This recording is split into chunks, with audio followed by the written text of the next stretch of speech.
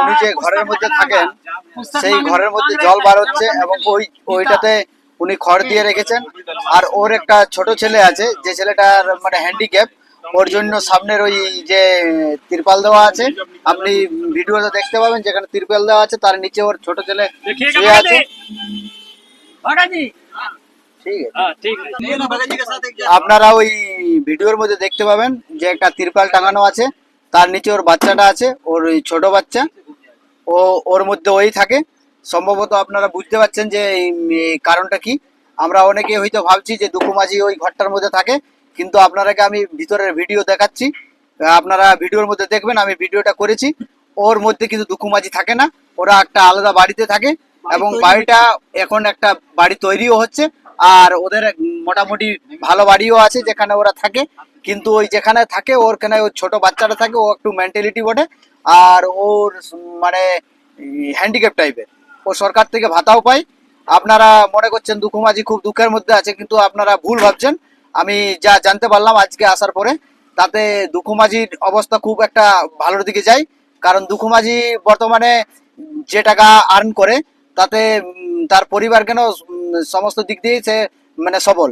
কারণ ওর পরিবারে সরকার থেকে ভাতা হিসাবে 4,000 4,500 মতো পাওয়া যায়। আর এই আমার থেকে প্রায় মোটামুটি ধরুন 90 কেজি চাল ওরা পায়, যেটা উনি নিজের মুখ থেকে বলেছেন। এবং ওকে কোনো এক ব্যক্তি 2 লক্ষ টাকা আবার দিয়েছে। এমনি করে প্রত্যেকটা মানুষ আসে এবং দেখায় দুঃখু মাঝি যে ঘরটা আপনারাকে দেখাবার চেষ্টা করছে বা করছে, ওটাতে উনি থাকেন না। এটা বারবার করে আপনারাকে আমি বলার চেষ্টা করছি যে দুঃখু মাঝি যে দুঃখের মধ্যে আছে সেটা কিন্তু একবারই না। সে তার দুঃখ আছে ঠিক আছে, কিন্তু তা বলে এত স্বাভাবিক মানে চিন্তা ভাবনাটাকে আমরা এত ডিপলি নেওয়ার কোনো কারণ নেই। কারণ আমি বর্তমান আজকে তার বাড়িতে গিয়েছিলাম এবং দেখে এলাম যে উনি সুস্থ আছেন এবং ওনার স্ত্রীও সুস্থ আছেন। এবং যে ঘর থেকে উনি ওই ইগুলো নিয়ে এলেন সার্টিফিকেটগুলো, ওটা ওদের আলাদা বাড়ি আছে যেখানে, ওখান থেকে নিয়ে এলাম। আমি গ্রামের 2-1জনকে জিজ্ঞেস করে জানতেও পারলাম যে না সত্যি ওরা ভালোই আছে, এমন কোনো একটা খারাপ অবস্থাতে নেই। তা থেকে আমি আপনাদেরকে বলছি যে আপনারা দুঃখু মাঝি সম্বন্ধে যেটুকু জানেন তা সম্পূর্ণ ভুল জানেন। উনি এখন খুব ভালো আছেন এবং ওনার পরিবারও খুব ভালো আছে। এনার ইলাজ ইলাজ ওটা ওটা কে আপনার? ওটা আপনার কে? ওইটা ওটা আপনার বেটা কি নাম? এই শম্ভু। বাবুকে বললো না শম্ভু।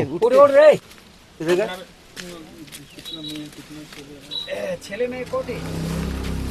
2টা বেটা আর 3টা নাতনি। মধ্যে এইটা একটা, এই একটা।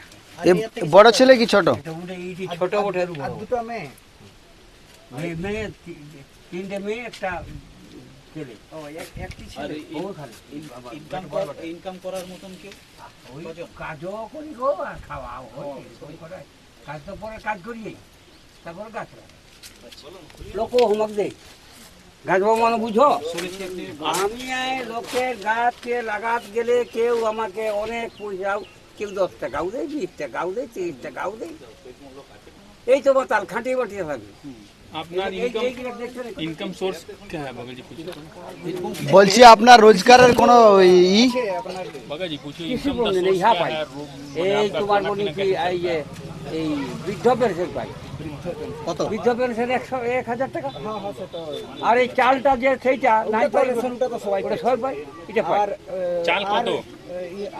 যেরকম 9 কেজি 10-11 কেজি করে প্রত্যেক